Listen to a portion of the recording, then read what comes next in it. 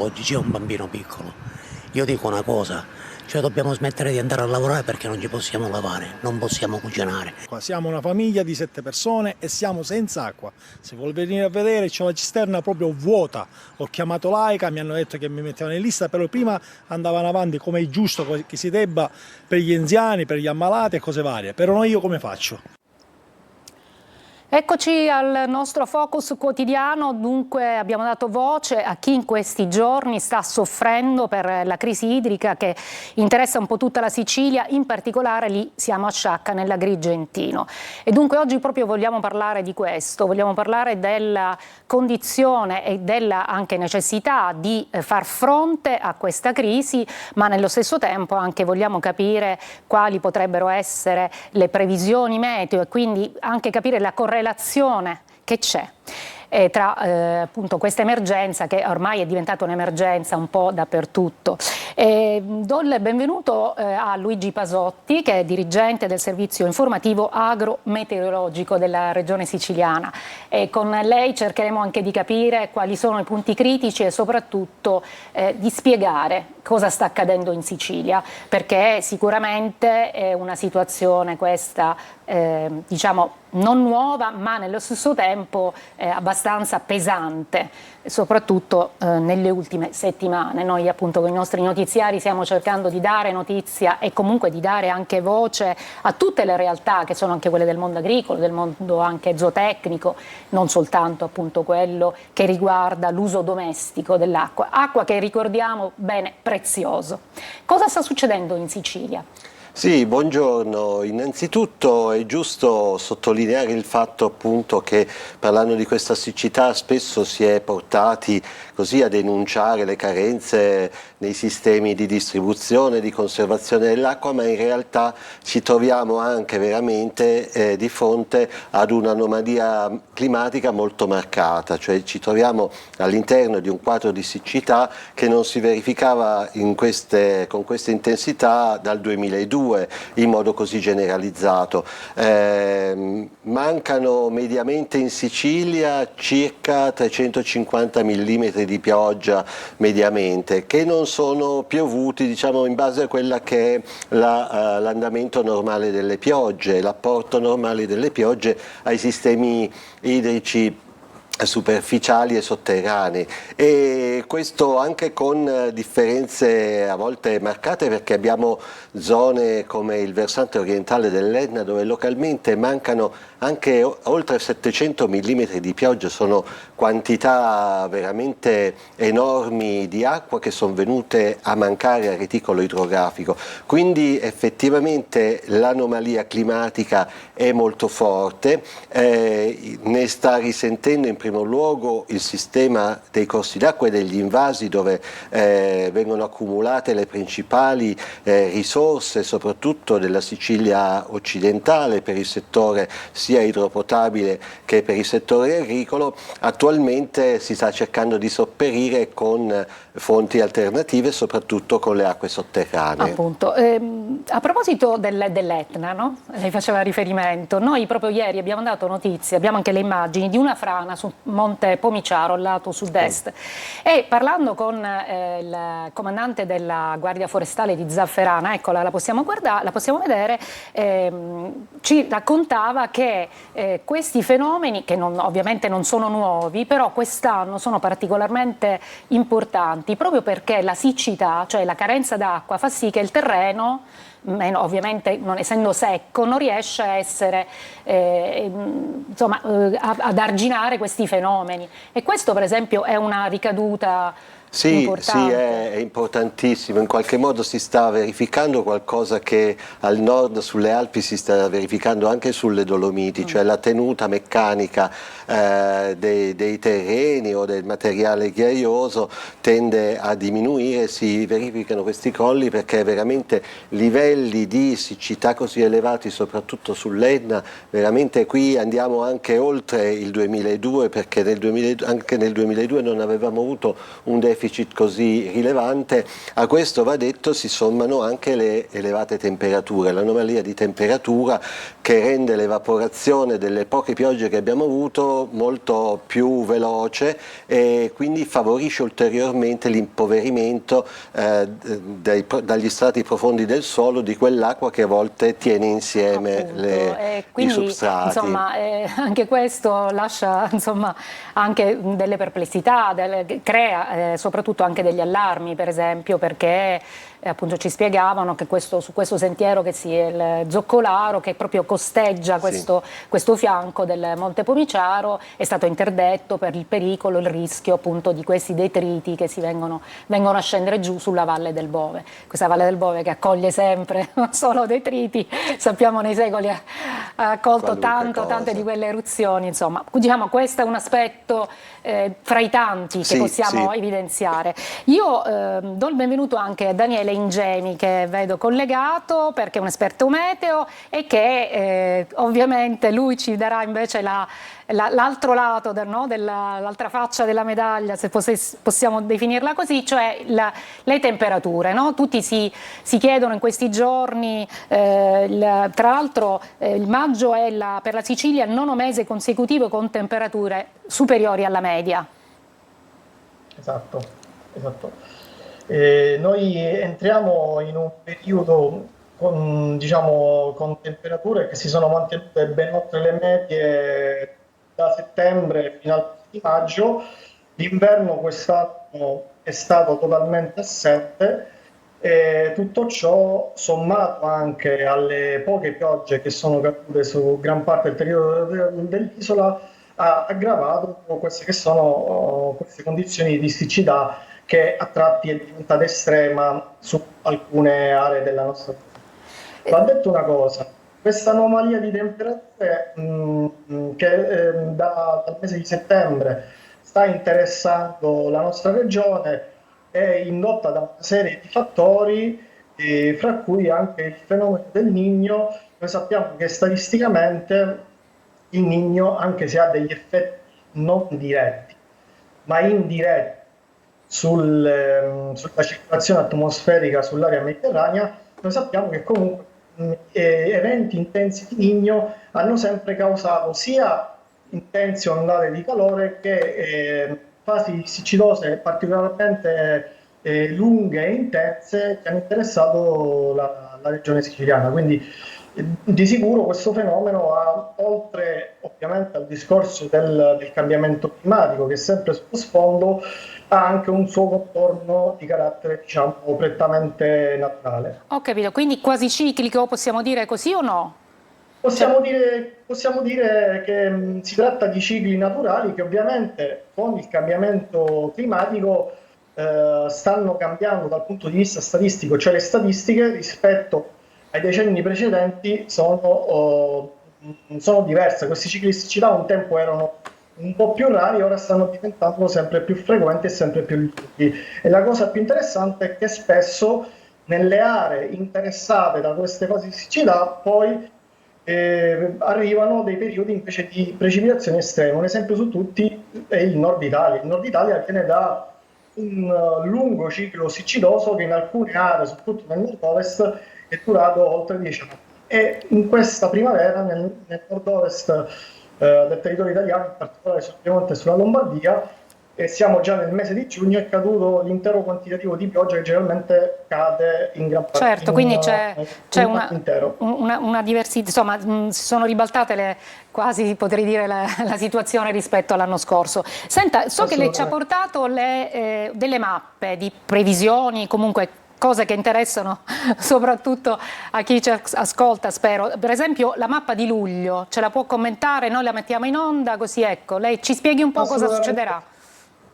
Assolutamente sì. Allora, intanto prima di iniziare volevo fare una piccola precisazione per evitare anche delle confusioni ai nostri telespettatori, perché si tratta non di vere e proprie previsioni meteorologiche. Le previsioni meteorologiche avvengono in un arco temporale di non oltre le 72 ore. Oltre le 72 ore parliamo di tendenze. In questo caso parliamo di tendenze stagionali ossia di previsioni sperimentali a lunghissimo periodo che servono a indicarci che tipo di mese ci aspetta, che tipo di stagione ci aspetta, cioè se sarà calda o più fredda rispetto alla media climatologica, se pioverà di più o pioverà di meno. In questo caso, come vediamo in questa mappa fornita da Meteorred, che basa le analisi dei dati dal centro di calcolo europeo che è HWF, quindi il cervellone europeo che ci fornisce i modelli di previsione su cui si basano le previsioni appunto meteorologiche, noi vediamo su questa mappa appunto come il mese di luglio sarà un mese sostanzialmente caratterizzato da valori di temperature di poco sopra la media del periodo. Vediamo appunto quella colorazione gialla tendente sull'arancione, soprattutto sull'Italia centro-meridionale. Ecco lì il modello evidenzia la possibilità che le temperature medie per tutto il mese di luglio possano essere di circa 1 grado, 2 gradi superiori rispetto a quella che dovrebbe essere la normale media climatologica. E quali dovrebbero essere poi nello specifico? Cioè, di che stiamo parlando? Cioè, quali temperature ci dobbiamo aspettare? Cioè, sostanzialmente il modello prevede un mese più caldo rispetto alla media climatologica, quindi delle temperature di 1 grado, 2 gradi al di sopra di quelle che sono le medie del periodo. Ciò non significa che avremo magari delle ondate di calore estreme, ma che per lunghi periodi dominerà l'anticiclone e quindi avremo a che fare con clima abbastanza caldo per il periodo, più caldo della normalità estiva, e anche un periodo con assenza di precipitazioni. Poi possiamo vedere più avanti anche come si dovrebbe comportare agosto, guardando queste tendenze. Sì, guardiamo agosto e ci fermiamo, perché così chiedo poi invece a Luigi Pasotti cosa vuol dire dal punto di vista invece delle precipitazioni, insomma anche le ricadute che ci sarebbero. Vediamo il cartello agosto, così lo commentiamo.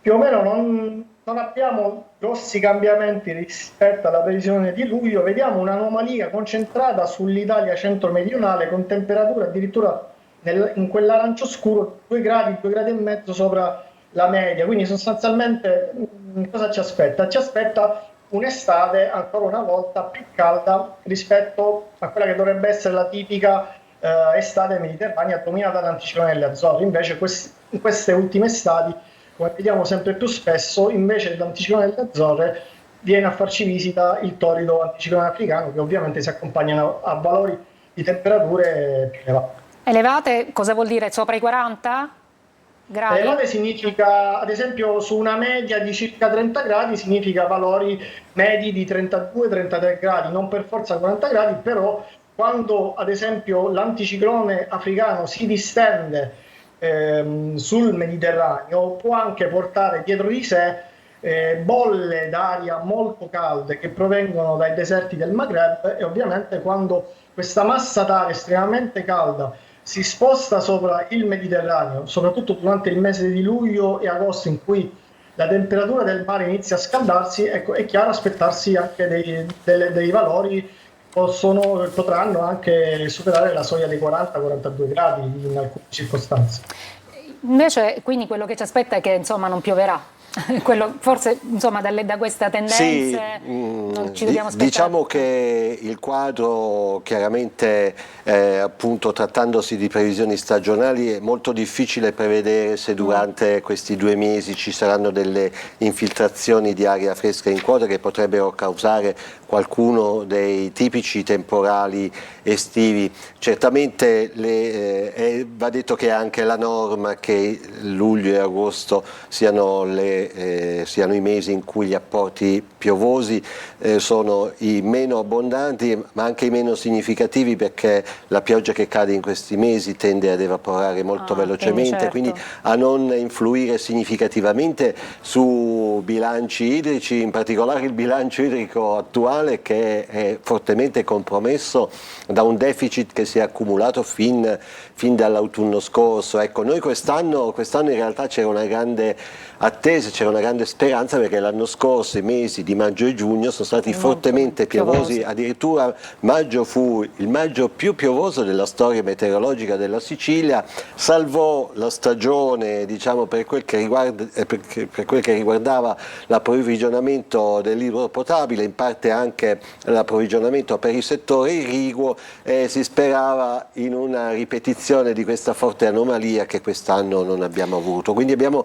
davanti una estate che diciamo così molto probabilmente in cui dovremo fare i conti con le poche riserve che ci sono rimaste, dobbiamo fare di tutto per utilizzare al meglio, proprio perché le riserve che ci sono rimaste si sono molto ridotte, dobbiamo utilizzarle al meglio e non sprecarle. Ecco, a questo proposito andiamo ad Agrigento di nuovo, perché c'è stato il prefetto che, proprio per cercare di venire incontro a quelle che sono le esigenze proprio della popolazione, quindi torniamo al discorso dell'uso potabile dell'acqua, ha preannunciato qualcosa. Lo sentiamo e poi lo commentiamo. Dall'ennesimo vertice in prefettura è emerso paradossalmente che le risorse idriche per tamponare la crisi non mancano, ma sono raggiungibili solo dalle autocisterne. E allora la soluzione prospettata in accordo con l'AICA, l'azienda idrica dei comuni agrigentini, è autobotti per tutti e a prezzi contenuti. È una proposta che appare non semplice e poco concretizzabile. L'AICA è convinta e il prefetto condivide. Chi ha bisogno dell'acqua perché non gliene è arrivata abbastanza avrà direttamente da AICA, con le autobotti dell'AICA, un servizio integrativo ove non riesca per esempio a riempire le cisterne. E naturalmente per questo servizio ci saranno le priorità classiche stabilite dalla norma, cioè chi ha un disabile in casa, le strutture sanitarie e poi così discendendo. Il collega Davide Sardo diceva: proposta non semplice e difficile da realizzare. Abbiamo sentito il prefetto Salvo Romano, insomma ci spiega un po', perché lì il problema, qua dice le risorse ci sono ma la difficoltà è quella proprio. Sì, in questa situazione specifica sta avvenendo a mancare l'apporto di un invaso che è fondamentale per la provincia di Agrigento, che è l'invaso del Fanaco, che svolge nel settore idropotabile un ruolo strategico per tutta la provincia di Agrigento e che negli ultimi 20 anni ha dato tutto sommato degli apporti alla rete di approvvigionamento, degli apporti continui e sempre quasi sufficienti, ecco, tranne qualche crisi temporanea. Appunto era dal 2002 che non conoscevamo una siccità così forte, addirittura per alcuni aspetti anche più, questa per il Fanaco è addirittura anche più grave, quindi è chiaro che alcuni sistemi come sorgenti e pozzi che negli ultimi 25 anni non sono stati utilizzati, adesso tornano utili e permettono di sopperire in una situazione di emergenza a queste risorse che vengono a mancare dall'invaso del Fanaco. Ho capito, quindi questo rientra anche nei famosi 20 milioni che sono arrivati alla regione siciliana proprio per far fronte alla crisi idrica. Il presidente Schifani ha detto appunto la riattivazione, rimessa in funzione di pozzi, sorgenti, ma c'è anche il problema delle reti, no? Che sono assolutamente vetuste, molte dispersioni, anche quello pesa ancora di più in una situazione. Anche questo, i sistemi anche di interconnessione tra diversi bacini idrografici, va detto, hanno subito negli anni comunque dei miglioramenti. Ecco, sicuramente va fatto ancora di più, perché noi sappiamo che in un quadro di cambiamento climatico siccità come quella di quest'anno sono possibili, quindi è evidente che il sistema non è ancora arrivato ad un'ottimizzazione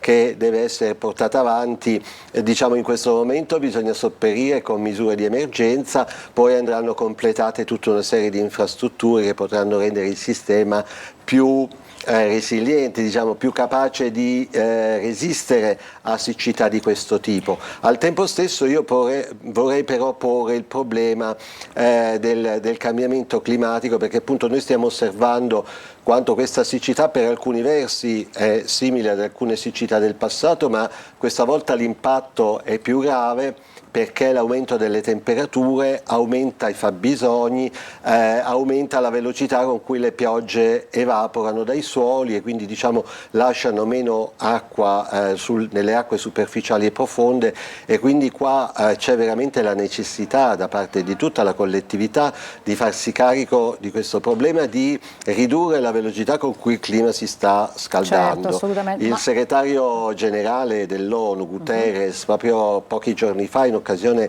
della giornata mondiale dell'ambiente, ha lanciato un appello drammatico, arrivando a indicare misure addirittura estreme come quelle di bandire la pubblicità delle aziende che investono nel fossile, no? Qualcosa di analogo. Lui ha paragonato l'industria del fossile all'industria del tabacco, che per le quali a un certo punto si è arrivati a proibire la pubblicità delle sigarette. Certo. Lui diceva che forse bisognerebbe arrivare anche a misure di questo tipo, perché la transizione ecologica, il passaggio dall'economia del fossile all'economia delle fonti rinnovabili è assolutamente urgente, proprio perché l'impatto di queste anomalie climatiche oggi è molto più grave che in passato. Assolutamente, assolutamente. Quindi anche quello pesa di più rispetto al passato. Esattamente. Una ciclicità, lo dicevamo anche con Daniele Ingemi, no? C'è insomma naturale, ma nello stesso tempo c'è anche l'impatto del cambiamento climatico che pesa non poco. Chiederei a Daniele Ingemi di parlarci della mappa lei ha portato che riguarda l'agosto, con le piogge d'agosto, se sono previste, ritornando alle piogge, e l'autunno. Partiamo di agosto, dalle piogge di agosto, quindi la mappa quella appunto che si riferisce a questo periodo. Sì, come sempre si tratta ovviamente di linee di tendenza. In questo caso queste linee di tendenza vanno a tracciare una previsione di lungo periodo riguardo a quella che è l'anomalia di precipitazione, ossia se in quel determinato mese, in questo caso il mese di agosto, pioverà di più o pioverà di meno. Come vedete, in questo caso nel mese di agosto il modello segnala appunto la presenza di un'anomalia, guarda caso, sulle regioni settentrionali dove in questo momento sta piovendo tanto, quindi è come se ad agosto in quelle aree dovrebbe piovere meno, mentre sul resto d'Italia, soprattutto in Sicilia, non ci sono dei segnali prevalenti. Questo ci lascia indurre che sarà sostanzialmente un agosto nella norma, ossia con poche precipitazioni, come è giusto che sia per il mese di agosto, però ciò comporta anche la possibilità di avere a che fare anche con brevi periodi di stabilità, con i classici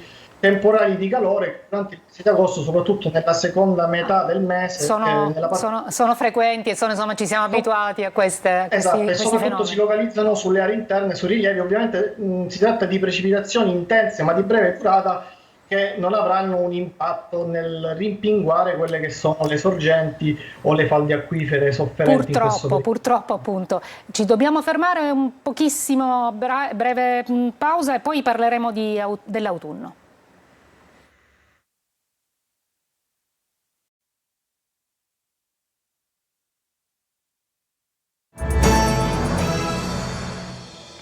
Eccoci dunque, stiamo discutendo questo pomeriggio di crisi idrica in Sicilia, ma non solo, anche di quelle che sono la questione meteo, che ovviamente è interconnessa.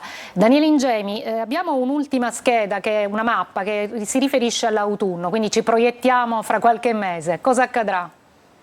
O comunque le previsioni, se si può dire, insomma le tendenze, ecco, correggiamo. Esatto, si tratta appunto di una linea di tendenza per il mese autunnale. Questa è la prima linea di tendenza a nostra disposizione. Ricordiamo che queste mappe sperimentali escono ogni mese, quindi avremo un aggiornamento nel corso del prossimo mese, però per il momento, da quello che possiamo vedere, l'autunno 2024, ahimè, vede delle anomalie negative di pioggia, ossia il mese di settembre e il mese di ottobre vengono visti come dei mesi secchi, con pioggia al di sotto della media climatologica, quindi ciò significa che secondo il modello l'autunno sarà caldo e con poche piogge. Però voglio dire, oltre che trattandosi ovviamente di linee di tendenza che possono anche cambiare nel corso del prossimo mese, voglio dire che nel frattempo su scala planetaria assisteremo a un importante cambio di circolazione, perché dal fenomeno del Niño subentrerà la Niña. E questa ovviamente ha degli effetti diretti in America, ma poi questi effetti diretti sul continente americano si hanno a cascata anche da noi in Europa, quindi magari entro il prossimo inverno potremo assistere a qualche cambiamento e anche, speriamo ovviamente, io mi auguro che sia all'arrivo delle perturbazioni, delle piogge sulla nostra isola, peraltro nel mese di dicembre, nel mese di gennaio, che sono quei mesi invernali in cui abbiamo una scarsa evaporazione e quindi tutta la pioggia che cade va a rimpinguare quelle che sono le principali sorgenti, corpi idrici che sono presenti nel sottosuolo, e quindi a dare finalmente una boccata di ossigeno al nostro territorio. Grazie. Le chiedo soltanto proprio brevemente, purtroppo il nostro tempo è finito, per quanto riguarda l'agricoltura, anche lì in ginocchio. Nelle Basse Madonie leggo che le mieti trebbie quest'anno resteranno ferme, un segnale veramente, insomma, difficile. Sì, quest'anno per i seminativi, per le colture non irrigue, invernali e primaverili, veramente la stagione è stata drammatica, avremo una riduzione, si parla di una riduzione dei raccolti di frumento di oltre la metà, ci sono appunto vaste zone, quindi parliamo di migliaia se non decine di migliaia di ettari in cui non si raccoglierà un chicco di frumento, ma forse la situazione veramente più preoccupante è quella della zootecnia, perché sono venuti a mancare in vaste zone interne, soprattutto interne dell'Ennese e anche parte del Palermitano.